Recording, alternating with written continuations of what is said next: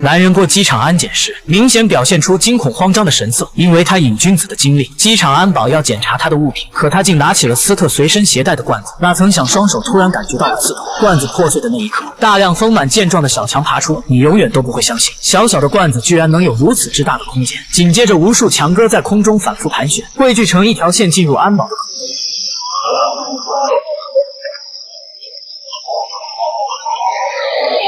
强哥的进入令他丧失了理智，他冲进机场的餐厅，见到吃的就往嘴里塞，仿佛自己就像吃不饱的无底洞。甚至他直接用手伸进滚烫的油锅，捞起里面的薯条，大口的咀嚼。不过即使这样，也没改变他领盒饭的命运。转眼间，安保迅速枯竭，小强军团开始选择下一个目标。与此同时，驱魔人扎康与泽德在感受大自然的力量。泽德突然看到天上居然下起了金地雨，正当他幻想下一步是不是该掉馅饼，时间就静止在了这一刻。原来是天使曼尼来看望扎康，他想知道泽德这个新搭档的情况，因为在第1集的剧情里，曼尼就预测出黑暗将在未来觉醒，而导致悲剧的导火索会在扎康身边最信任的人群中诞生。扎康知道他是无事不登三宝殿，这附近一定有新的恶魔现身，可惜曼尼话到嘴边又咽了回去。我想他不愿意透露，是因为恶魔事件很快就会主动找上他。等扎康回到基地，就发现有人触发了自己布置的重力陷阱。其实机场的斯特与扎康是老相识了，曾经在一次驱魔中，他因胆怯选择了逃避，事后自责不已，独自游离到了苏丹。无意中他看到脸上刻满符文的黑人男孩，心善也好，赎罪也罢，斯特用扎康教他的驱魔手段，强制将虫子引入自己的罐子里。得知好友闯了祸，扎康利用塔巴阿施洛魔的法器，在瓶子上刻上所罗门的6芒星，制作了另一个禁锢小强的容器。画面一转，百货超市的洗手间里，大妈看到无数的强哥出没，然后她也像机场的安保一样，见到什么就吃什么。不过幸运的是，超市的物资远比机场餐厅的丰富，保安赶来制止，两人扭打在了一起。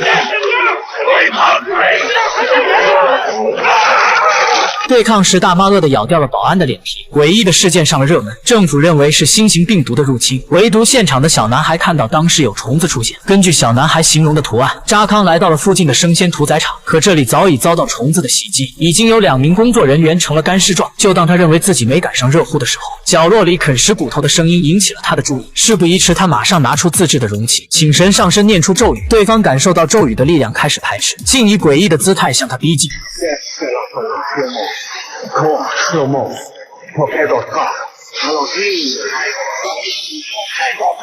即将靠近时，咒语产生了效果，但扎康低估了强哥的恐怖实力，瓶子瞬间被撑爆。这容器怎么看都像9块9包邮的便宜货，当然不可能充当精品来用。为了抵挡强哥的物理攻击，他及时用肉做护盾，找准时机逃出冷库，弄断了开门的把手。可他自己清楚这只是缓兵之计，必须找到更好的解决办法。于是他找到占卜师诺莫寻求帮助，未得到答案，他选择吃下最强劲的致幻植物，副作用的出现令他的视线产生了幻觉。一瞬间，他看到万物的起源，宇宙的尽头。紧接着，诺莫伸出右手抠出扎康的眼球，随后将它装到了自己的眼睛上，这样他们就可以彼此互换视角。画面来到苏丹，因饥饿贫穷，人们的抱怨凝聚成了恶灵。萨满不想看到生灵涂炭，选择用自己的子民充当容器献祭给恶灵。在举行仪式前，他割掉了容器的舌头，避免他心存怨恨将来诅咒自己。但男孩趁他不注意竟逃跑了。后面的事大家也都知道了。总之，要彻底消灭恶灵，需具备2个条件：首先是拿到克图腾的酷杀之刃，另外是有人心甘情愿献出身体做容器。另一边，恶灵已冲破了冷库的大门，如今留给他们的时间不多了。始终留守的斯特毒瘾发作，非要出去不可，而泽德却不准他离开。痛苦煎熬中，斯特不小心触摸到他，泽德的感知能力不但看到了他经历的场景，还一同感受到他此刻被毒瘾折磨的感觉。扎康回来看到泽德躺在沙发上颓废的样子，便明白了所发生的一切。随后在大桥下找到了挨揍的斯特，他替对方解围后，两人居然去了酒吧喝酒。借助酒劲，两人开始互诉衷肠。扎康又提起了当初斯特胆怯逃跑的事，并且反常的原谅了斯特犯的错，这相当于再一次揭开对方的伤疤。见斯特自责，情绪烘托到位，他拉着对方准备去偷博物馆的酷杀之刃，可就在他扔出围栏要砸碎玻璃时，所有事物静止。天使曼尼再次登场，他看出了扎康的用意，试图劝他想清楚，毕竟世上没有卖后悔药的。不过看到扎康坚定的眼神，他明白了。随着静止消失，他们顺利拿到了上古圣物酷杀之刃。接下来在歌剧院发现了恶灵附身的受害者，于是扎康马上要开启封印仪式。此刻斯特才知道，所谓的最佳方案便是要牺牲自己，而扎康怕对方不情愿，提出把选择权交给上天，不行咱俩可以抓阄。这明显是扎康掩盖虚伪的遮羞布啊！其实至今为止，扎康都是斯特崇拜的偶像。最后恶灵被封印，斯特痛苦的煎熬。